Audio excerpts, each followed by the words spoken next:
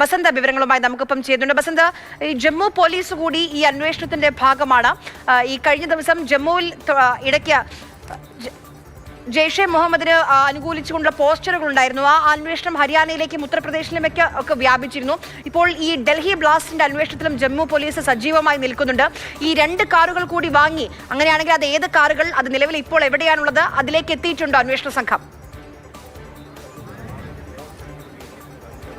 അറിയാം, ഇത് ജമ്മു പോലീസ് ഇതിൽ സജീവമല്ല. ജമ്മു കാശ്മീർ പോലീസാണ് ഇത് തുടങ്ങി വെച്ചത്. അതായത് ജമ്മു കാശ്മീർ പോലീസിൻ്റെ കൗണ്ടർ ഇൻ്റലിജൻസ് ഓപ്പറേഷൻ്റെ ഭാഗമായിട്ടാണ് ഈ അനന്തനാഗിൽ നിന്നും വലിയ തോതിലുള്ള ഏകദേശം 2800-ലധികം കിലോഗ്രാം വരുന്ന സ്ഫോടക വസ്തു ശേഖരം കണ്ടെത്തുന്നത്.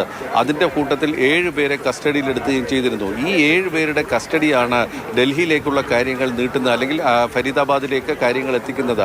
ഫരീദാബാദിൽ ഇത്തരത്തിൽ ഒരു മോഡ്യൂൾ പ്രവർത്തിക്കുന്നു എന്നുള്ള വിവരം ജമ്മു കാശ്മീർ പോലീസ് നൽകിയ വിവരത്തിൻ്റെ അടിസ്ഥാനത്തിൽ ജമ്മു കാശ്മീർ പോലീസിൻ്റെ കൂടി സാന്നിധ്യത്തിലാണ് ഹരിയാന പോലീസിൻ്റെ സഹായത്തോടെ കഴിഞ്ഞ ദിവസം ഫരീദാബാദിൽ 352 കിലോഗ്രാം അമോണിയം നൈട്രേറ്റും ബാക്കി 2 പേരെയും കസ്റ്റഡിയിലെടുക്കുകയും ചെയ്യുന്നത്. അപ്പോൾ ജമ്മു കാശ്മീർ പോലീസാണ് ഇത് കൃത്യമായി കണ്ടെത്തുന്നത്. ജമ്മു കാശ്മീർ പോലീസിൻ്റെ SSP ആയ സഞ്ജയ് ചൗധരിയാണ് ഇത് തുടങ്ങി വെക്കുന്നത് എന്നുള്ളതാണ്. ഒരു പോസ്റ്റർ, നേരത്തെ പറഞ്ഞ പോലെ ഒരു പോസ്റ്ററാണ് ഈ സംശയത്തിന് തുടക്കം കുറിക്കുകയും വലിയൊരു അന്വേഷണത്തിലേക്ക് വഴിവെക്കുകയും ചെയ്യുന്നത്. അതായത് സുരക്ഷാ സേനയുമായി യാതൊരു തരത്തിലും നിങ്ങൾ സഹകരിക്കരുത് എന്നുള്ള തരത്തിലുള്ള ഒരു പോസ്റ്റർ ഒരു ആരാധനാലയത്തിന് സമീപം വന്നതിനെ തുടർന്ന് നടത്തിയ അന്വേഷണമാണ് അവിടുത്തെ ഈ സ്ഫോടക വസ്തു ശേഖരത്തിലേക്ക് പോയത്.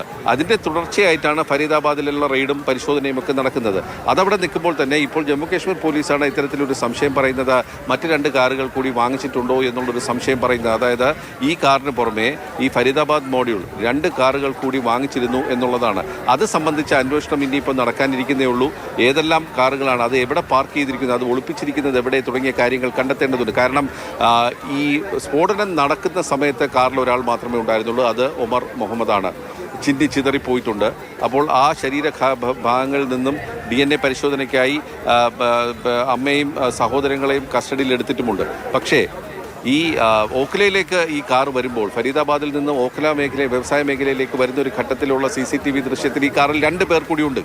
അപ്പോൾ ഈ ഇറങ്ങിപ്പോയ 2 പേർ ആരൊക്കെ എന്നുള്ളതാണ്. ഹരിയാന സൂപ്രണ്ട് അല്ലെങ്കിൽ ഫരീദാബാദ് സൂപ്രണ്ട് നടത്തിയ വാർത്താ സമ്മേളനത്തിൽ കഴിഞ്ഞ ദിവസം മെനിഞ്ഞാന്ന് പറഞ്ഞത് 3 പേരുണ്ടായിരുന്നു എന്ന് അദ്ദേഹം ആവർത്തിച്ച് പറയുന്നുണ്ട്.